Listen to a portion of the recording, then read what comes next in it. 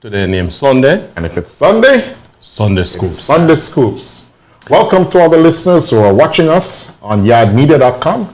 And if you're listening on mixlr.com, Old School Rules, good afternoon to you. Healing up all of the listeners in the chat room and those who are just logged in but not really showing up in the chat room, good afternoon to you. Today we're going to bring you... Hold on. We have a whole heap of people that join in a Yard Media. So let's big up the people who are tuning in to yardmedia.com. Welcome. Tell your friends. Keep going, Mr. Big G. And please share. We're also available on Facebook Live, but we may be disconnected, so please, if you get disconnected from Facebook Live, just go over to Old School Rules on mixlr.com or join us on Yard Media, YAAWDMEDIA.com. All right, so today we're gonna visit one of the maestro of Jamaican music, the one, the only, John Holt. John Kenneth Holt. So because the man dead, you have to pronounce Order of distinction. Why not? I forget the man like a respect plus my man ras, you know. John Kenneth Holt. By the way, you know, Commander of the Order of Distinction. You know anything about cricket? Me? Yeah. Googly. Yeah. I know you love ball enough googly. So. You know, so his father was a West Indies opening batsman. Okay. J.K. Holt Senior. But so he was a junior. He was a junior, obviously. All right. So we're gonna be touching the catalog of John Holt today. Actually, we did this show some time ago. We had all sorts of technical difficulty, and by popular demand, yes, we're revisiting John Holt. Right, and especially since we back in our regular studios. And so we kick off with his first release, 1962. 1962. Forever. The same year Jamaica gained independence. And that's a beautiful little song right there. Yes. The only thing I never like about it is when them say he's so happy and so, you know. Listen, that was 1962 when those terminologies had it was not different risky, far different. It was like the gay lads and the gay lads. You know, but just to give a little background on where John Holt is coming from. In the 1959-62 period, John Holt was known for his dominance of the talent shows of the period. In fact, one of the biggest, if not the biggest talent show of the time was the Vera John's Opportunity Hour. And John Holt won that contest some more than half a dozen times. In fact, as a contest winner in all contests, that singing and talent contests of the period, John Holt would have won more than 3 dozen of those contests up until that time. So he had established himself, and he was a youth at the time. You know, interestingly, with a lot of these Jamaican singers who made it very huge, they were all teenagers or sometimes pre-teen, you know, like a Dennis Brown or a Delroy Wilson. Absolutely. In fact, if you consider that in 1962 when John Holt did this song, he would have been just about, no, he born 47, so he would have been 15 years old. Yeah, 15. I know your maths now, so wonderful. Yeah, I'm an English person. We're not killing. Unlike you. But this was his, early chart hit. It did fairly well, recorded at RJR Studios at the time. And in fact, when he did this song, he did it for Leslie Kong's Island Records label. And Kong paid him, according to John Holt, £33 or £30 for the record. And this song actually went to #1 on RJR, Radio Jamaica and Radio Fusion, it would have been at that time. And he released another song as a follow-up, a song called I Cried a Tear, which, I always thought that song was influenced by a Laverne Baker song. But maybe we should just give a listen to John Holt's I Cried a Tear. Overstay. Yeah, that's also another pretty little song. Pretty little song, yeah. I think the first two outings were R&B, ballads.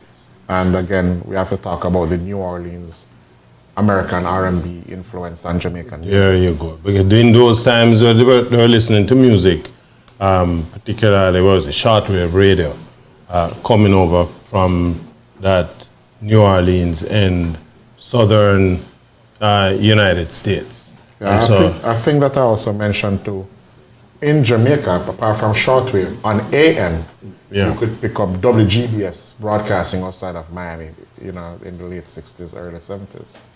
I remember tuning in my little transistor radio long after my grandmother went to sleep. That's how long music has been holding me. You would have been about 5 years old. Little red transistor radio that hold 2 AA batteries. Listening.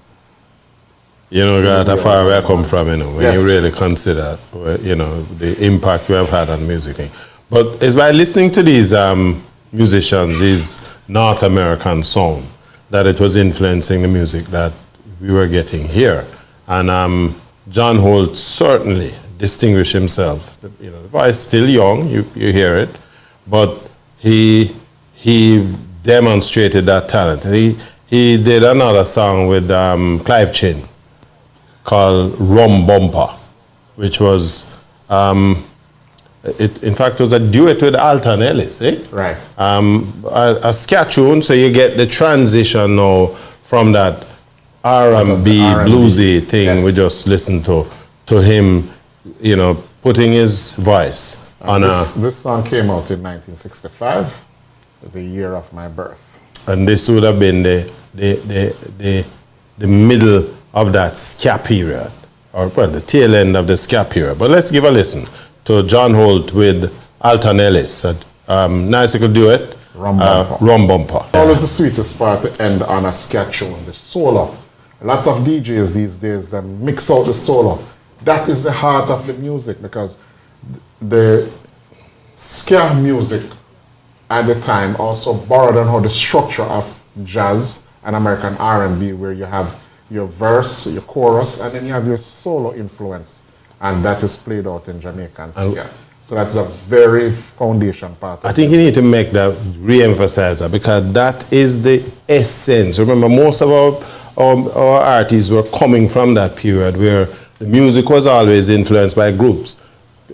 John Holt was listening to people like the Impressions, Curtis Mayfield, and the Impressions were one of the big groups of the time. You would have been listening to people like the Drifters, which was being led by some of the biggest voices of the time. Four Tops. The Four Tops. So, the solos, especially when you get down into that where the band takes over, right?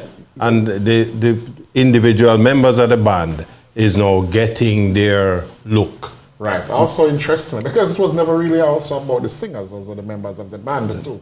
They consider themselves one unit.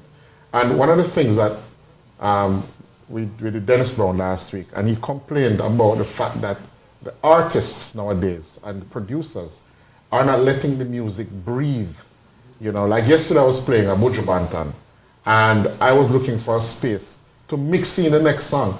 And I could not find that space because the man just went on and on and on and on.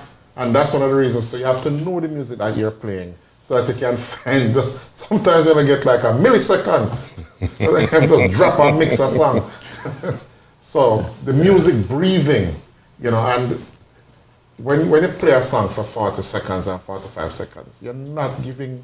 The reason why these songs are cemented in our psyche so much is because when they were played on the radio, we listen to the entire song.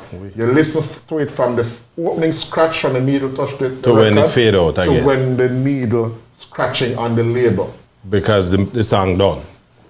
And that is why in those days, them remote the song too, because the song get a chance to play all the way out, so the DJ forward it again. Yes. So, but listen, I don't want to get into the issue with the DJs, because man, I was saying, we're just talking about appreciating. But you're right. Appreciating music. But again, this is John Holt in the early days, and just want to make the point that if it's Sunday and you're in this vein, you're listening to Sunday Scoops, where we do a little school teaching, and the headmaster, Big G, Yeah, I have to give him his props. But anyway, so John Holt, by this time, he had established himself. Alton Ellis took him under his wings and basically said to him, now listen, one of the things you have to do if you want to become solid in this music business, that you must play an instrument. And in fact, the instrument he insisted that he learn to play was the guitar.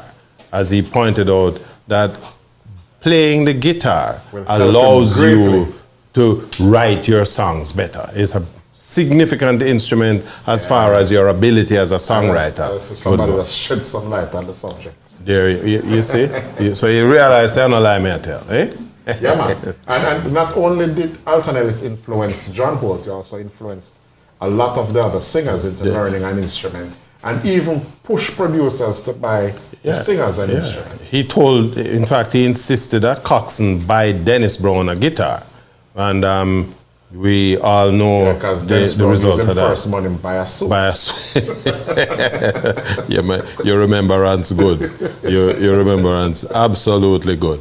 So around this time, John Holt is finding now his footing.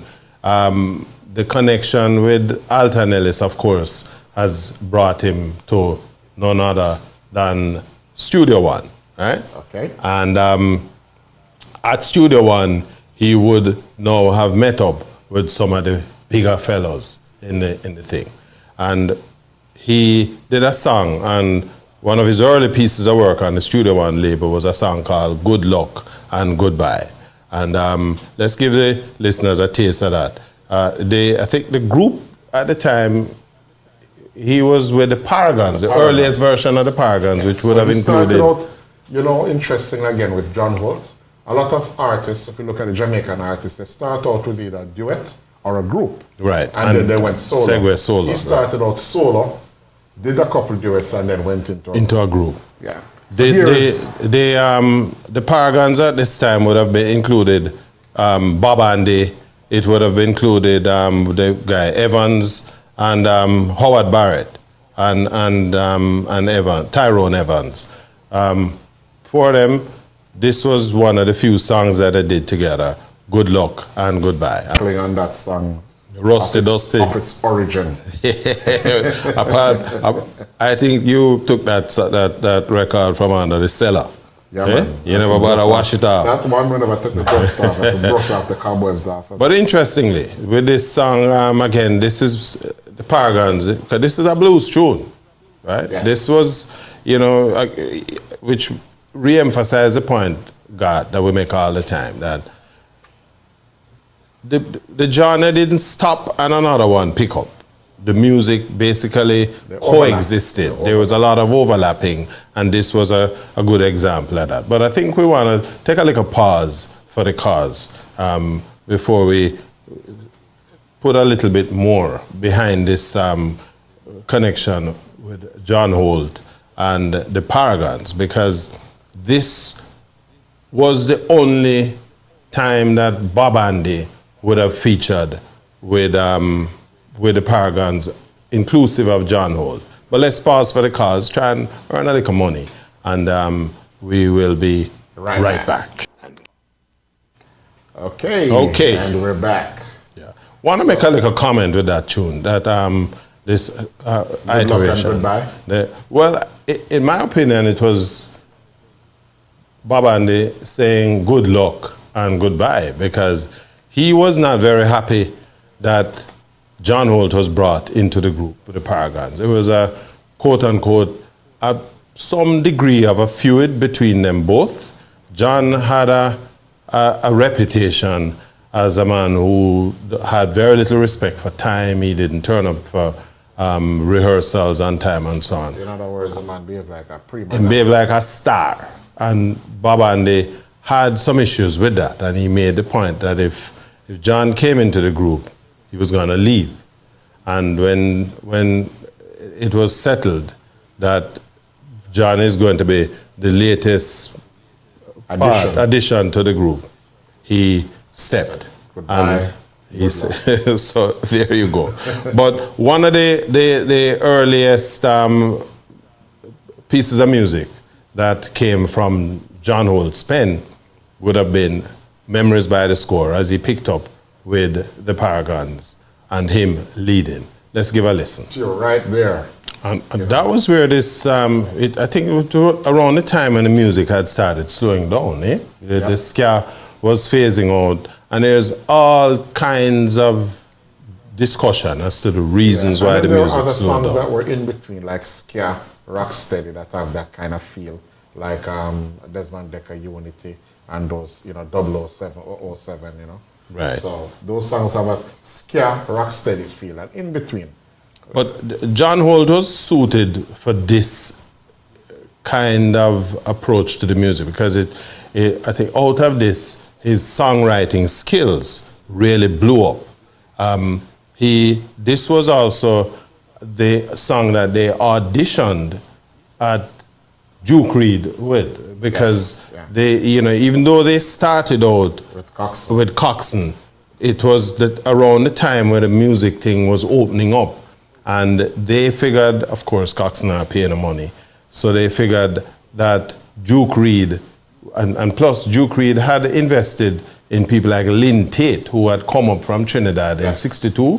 Lynn Tate formed a band called Lynn Tate and the Jets. Who is one of the guys who's credited with the sound, with the rocksteady sound. And from Lynn Tate's own lips, he said, listen, in Trinidad, you had fast calypso and slow calypso, but in Jamaica, ska was just fast. Right. So he came in and tried to kind of help to slow the music down. I mean, it was attributed totally to Lynn Tate, but he was one of the foundation fathers of rocksteady. Yeah, out of the association with Duke Reid now, though, came a catalog of music that is enviable. Anywhere you go in the rocksteady business, or anybody who follow rocksteady music will tell you about that. And Duke Reid is also credited to be the godfather of rocksteady. Absolutely. He ruled the ears, the radio waves back then with the music that was coming out of his studio. Keep in mind, too, that Duke Reid at the time, apart from his own sound system and the fact that he had started out using the music to pull people into his liquor wholesale, he had a program on the radio called Treasure Isles Time. And so it gave him an immediate outlet. That's an astute business to feature the music that he was now producing. But let's give a listen to Happy Go Lucky Girl, one of the early pieces coming out of the blocks with the Paragons and Duke Reid. Pause every now and then for the cause. But we played a couple of tunes a while ago. Big G. On the Beach. Happy Go Lucky and Only a Smile. Now, Happy Go Lucky was, again, one of the earlier pieces by the Paragons coming out of John Holt's pen. According to him, again, they earn about £35 as payment for the record, which wasn't bad money at that time. The middle 1960s, £33, you could almost buy a house with them kind of money. Good money. Yes. And then On the Beach, he said that was influenced by, he had gone to a dance out at Gold Coast in St. Thomas, and he was listening to King Tubby's, and it was out of the way how the music hit him. The vibe was there, and that was what was the influence. Again, we talk about owning Jamaican music, where our songwriters, the music creators were now, this is what showed you, they are now owning the music by writing from their own experiences. And I can tell you, whenever I hear rocksteady music, I'm immediately drawn to a Sunday afternoon, either over by Hellshaw or out at Little Copa, at 9 Miles Bull Bay. You're just sitting down underneath a coconut tree and just drinking a white Heineken. Well, for me, the Heineken, and getting some fish and festival. So and whenever I hear rocksteady, I'm immediately transported to Sunday afternoon. You are absolutely correct. You lie down on the beach out of Hellshire and the little cook shop, and then bring your fish. Every now and then come check the temperature on your Heineken and give you a refresher.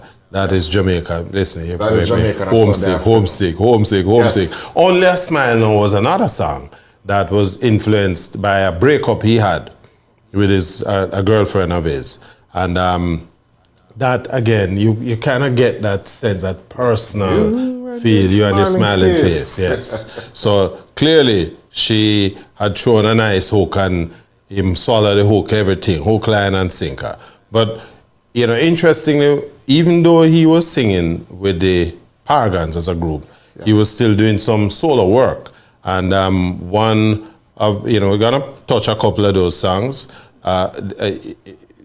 He had a feud as well with Coxsone, because Coxsone referred to him as a singing whore, because him sing for everybody, but I guess because him not sing for him anymore. You know how that go. Couple of songs, I'll Be Lonely, Alibaba, two bad piece of tune that come out of this area. Over to you, Big G. Now, again, we mentioned earlier, Big G, you know, Jamaicans owning the music. And this is another case. Here's John Holt taking this nursery rhyme thing and, you know, a couple of nursery rhymes and putting together. And this thing turned out to be a phenomenal song. This was a big hit. It's a big song, not only in Jamaica, but also in the UK. Absolutely. And it and was... You remember the fashion phase in Jamaica when everybody wear the Alibaba looking pants? Yes. But this was, again, demonstration of the ownership of the music. It's ours. So we don't have to be locked in to this kind of stylings that was coming from North America. Now you can put your own feel into the music. But we want, you know, this was John Holt doing some solo work, again, at the same time while he was singing with the Paragons as a group. And we want to revisit that point with him, with the Paragons, particularly on the Treasure Isle label, because during this period, John Holt was responsible for some 12 #1 hits with the Paragon, as well as himself as a solo performer. We're going to listen to some of these songs right now. Absolutely. Starting off with Riding on a High and Windy Day, which came out in 1967. These songs will never ever die. Yeah. And I want you to talk about that, because as a man who you out there play music on the circuit, give me and well, the listeners in particular, the impetus as a man who play the music when you out there and you know and you put these songs on the turntable. What goes through your mind, and how do you read the crowd? As a DJ, you know, timing is everything. You know, you would not start out a party with this song. You would drop this more like after midnight when everybody under them liquor and everybody feeling nice, vibes flow, music flowing, rum flowing. So when you start a segment like this, you're creating an experience and taking everybody back to them childhood or their early teens when they just started experiencing romance and that kind of thing. So that as a DJ is paramount when you're playing these songs. And of course, you wouldn't play this at a country and western bar because nobody knows what you're doing. I think you have to find an audience. But what is interesting to me, I went to Trinidad for the first time in 2011 and spent a couple of days in Port of Spain, but I spent most of my time over on Tobago. And what struck me for the 5 days that I was in Tobago was how much Jamaican music was consumed. And I think that we've taken for granted how much we've influenced the Caribbean through our music and of course athletics. But through the music, Trinidad and the rest of the Caribbean consume a large amount of music. And I tell you something that I learned too. My brother is a fisherman and he fished off the coast of Honduras for quite a few years, back in the 80s, 90s, and even now. And he'll tell you that there's a little island off the coast of Honduras. Guess who's king on that island? Eric Donaldson. Mr. Festival. Yes. Mr. And in Festival. Costa Rica, you would be surprised that General Degree are the boss in Costa Rica. Nobody can talk to you. So we have influenced the planet where our music is concerned. and we're the ones who are stewards of the music, and most of us create a big mound of excrement on the music. We don't give it the value that it deserves. I'm glad you used a $40 word to express that. But on a serious note, no, I had a conversation with Ambassador Marks yesterday, and we were just chit-chatting. And for those of you who don't know, Ambassador Marks is the ambassador for Jamaica. Jamaica's ambassador. She's in Washington, D.C. Yes. Right. So our Consular General down here, Oliver Mayer, that's his boss. Yeah. You know, and he's doing a fantastic job as a consular. Well, if you're listening, boss man, big up yourself. You're an awesome job. We were talking about the music, you know, because she asked me, tell me about the Sunday Scoops thing. Because, you know, she has been hearing about this thing. You know, she expressed the same sentiment that what we're doing is keeping the music alive. The other side of it is that you're providing the historical anecdotes that really drives the belongingness component of the music. A lot of these guys who play the music, not everybody who plays really knows the stories behind the music. But the stories, in my opinion, are the stories of ourselves as Jamaicans. And piggybacking on that, there's a listener who is in the Mixler Old School Rules chat room, who every Sunday he comes on, and he says for years he's bought all of these Jamaican records, and he values, he's from Paris, he's not a Jamaican, the man is Frenchman, and he makes sure that every Sunday afternoon he comes and he listens to Sunday Scoops, because finally he says the records that he's spent so much money on, traveling through the tunnel, going over to England, going on a ferry over to England and buying these records, finally makes sense to him. And these are people who revere music. People who have made their names, like a David Rodigan. None of them are Jamaicans. Absolutely. David Cartwright, how much book about reggae? He's not Jamaican. Not a Jamaican. So we're controlling the narrative. We're talking about the music from our perspective, because one thing they can't take away from us, we live the music. Absolutely. And we're here. So big up Jamaica. And this, we want to just make that, just to reinforce that. Here is an approach to documenting this thing in an audiovisual, from an audiovisual standpoint. Right. So it's easier consumption. We're gonna returning to the man of the moment, though, the great John Holt. Again, we're celebrating the work he did, particularly with the Paragons. Around this time, though, the Paragons had basically started breaking up. Drift apart. Yeah, because two of the other two guys, Evans and Barrett, went to the United States to go to work, because in as much as they were... one of them was here on a scholarship, went back to school. Or yeah, I think Barrett it was, who went back to school to become an engineer. But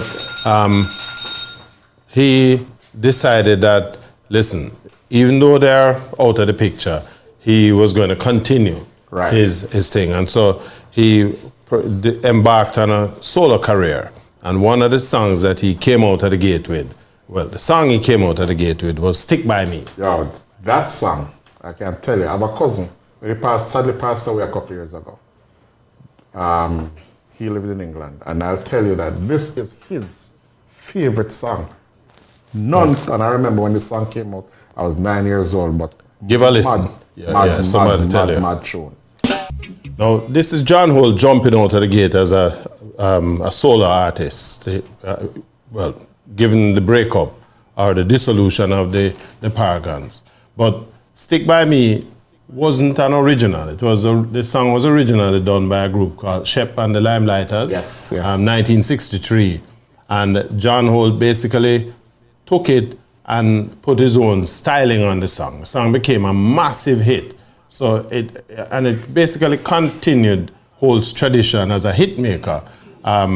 I think this song he did it for it was Bonnie Lee, your boy, yes. Bonnie Lee, Striker Lee label. Bonnie Striker Lee. Massive hit. And then what followed now was a string of significant hits, and we're gonna touch a few of them. Over to you, Big T. Hi there. If you enjoyed that clip, go on over to our website at yardmedia.com, where you can watch the entire broadcast at your leisure. And while you're there, why don't you check out our other reggae music features? And before you leave, pick up some of our Jamaican reggae merchandise, and hey, Don't forget to tell your friends.